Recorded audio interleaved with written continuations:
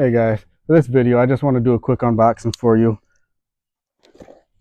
So I ordered this because I'm always doing stuff out in the yard and I'm tired of carrying it around. So I went and got this thing. You see at the top of the box it says not to open with a sharp object, but I'm doing it anyway.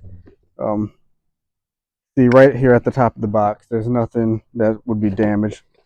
Really nice heavy duty filling wheels. I like those. Gives you a warning here. There's also a wheel at the bottom. And my first thought was, since we have 4 wheels, but there's also a wheel at the bottom. So set that aside. Cardboard layer.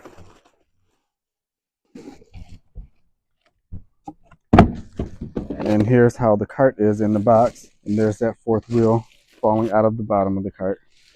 Grab this. Put it down.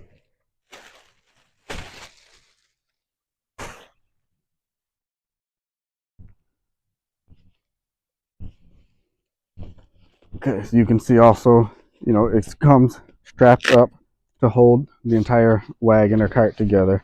So we'll unbundle that, or you'll need to unbundle that in order to get everything going. But that's about it, guys. Again, I just wanted to show you what was in the box.